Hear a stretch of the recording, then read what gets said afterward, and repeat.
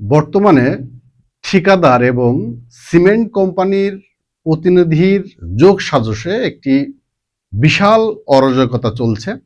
বিষয়টি কিরকম সেটি এখনো সচেতন মহল এবং সাধারণ মানুষ জানে না, যেটি একটু ব্যাখ্যা করে আমি সবাইকে জানাতে চাই। যে ধরেন যে সরকারি যে কাজগুলো করে ঠিকাদাররা, অনেক বড় বড় কাজ করে, অনেক বড় বড় বিল্ডিং করে, এবং সেই সব বিল্ডিংগুলো করার জন্য কিন্তু অনেক সিমেন্টের প্রয়োজন হয়। কোনো বিল্ডিংয়ে 20,000 ব্যাগ সিমেন্ট, 30,000 ব্যাগ সিমেন্ট, ছোট বিল্ডিংয়ে 10,000 ব্যাগ সিমেন্ট, 50,000 ব্যাগ সিমেন্ট, কাজ ভেদে এরকম সিমেন্টের প্রয়োজনীয়তা দেখা যায়। সিমেন্ট কোম্পানির প্রতিনিধিরা এখন জেলা শহর বা বিভাগীয় শহরে কি করে, তারা সরাসরি কিন্তু ঠিকাদারদের সাথে গোপনে তারা ভিজিট করে।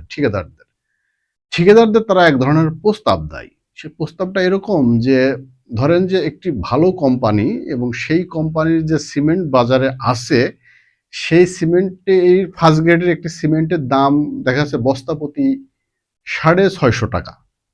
এটি খুব ভালো মানের সিমেন্ট ধরেন।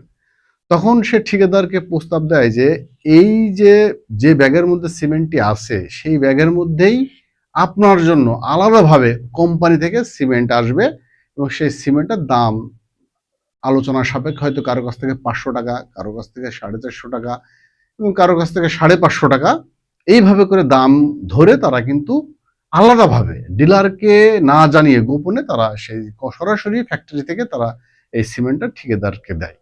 তা আমি একটা হিসেব করে দেখলাম যে যদি 20,000 ব্যাগ সিমেন্টে 100 টাকা করেও কম দিতে পারে একজন ঠিকাদার, তাহলে সেখানে তার সম্ভবত 20 লক্ষ টাকা অতিরিক্ত লাভ হচ্ছে। এই যে অরাজকতা, এটা কিন্তু সাধারণ মানুষ জানে না। আমি প্রথমেই বলেছি যে, আমি একটা উদাহরণ দিই। ধরেন যে এই পিটিআর একটি বিল্ডিং হচ্ছে, আমি বলছি না যে এই পিটিআর এই বিল্ডিং এর সাথে যে ঠিকাদাররা করছে তারা এগুলো জড়িত। ওরকম একটি বিল্ডিং এ, মানে বোঝানোর জন্য বলছি, ওরকম একটা বিল্ডিং এ কত সিমেন্ট লাগতে পারে, এবং এই সিমেন্টগুলো কিন্তু এইভাবে কোম্পানি থেকে নিম্নমানের সিমেন্ট আসছে, ভালো লেভেলে, মানে ভালো সিমেন্টের ব্যাগে করে নিম্ন মানের সিমেন্ট কিন্তু ঠিকাদারদের হাতে আসছে। আর একটা উদাহরণ দিই আমি, যে সরকারি কাজগুলোই কিংবা বিল্ডিংগুলোই কিন্তু অনেক দরজা জানালা থাকে কাঠের। যেমন এখন সেগুন কাঠের কিন্তু সাইজ কাঠ, যেগুলো লগ না, সেগুলো কিন্তু 7,000 টাকা সেফটি। সেগুন কাঠের বদলে বর্তমানে ইপিলিপি কাঠ দেওয়া হচ্ছে, আমার কাছে ডকুমেন্টস আছে, সেখানে ইপিলিপি দেওয়া হচ্ছে। এবং এটি সবাই জানে। এই যে আলামিয়ার জমিদার আলামিয়া সাহেবের যে কাঠের আছে, মিল আছে, ওর মধ্যে সবাই জানে যে কারা এই ব্যবসাটা করে। ওখানে আমি নাম উল্লেখ করছি না এই মুহূর্তে, যে কেউ জানতে পারে। তা সেই জায়গায় সরকারের যে সকল গোয়েন্দা সংস্থা আছে, যেমন আমি যদি বলি যে এনএসআই, দুদক, তারা কিন্তু এগুলো বের করতে পারে।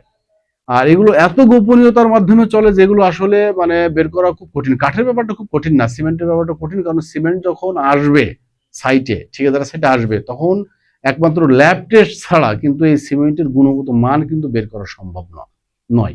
এবং আমি যে কথাটা বলছি এটি কিন্তু আমি প্রমাণ দিতে পারবো না, কারণ সমাজের অনেক তথ্য প্রমাণ দেওয়া যায় না। আমরা জানি যে আমাদের বাড়ির পাশে কে সুদ খায়, কে ঘুষ খায়, কে লম্পট, এগুলো কিন্তু আমরা জানি, কিন্তু আমরা কিন্তু সব ক্ষেত্রে কিন্তু প্রমাণ দিতে পারবো না।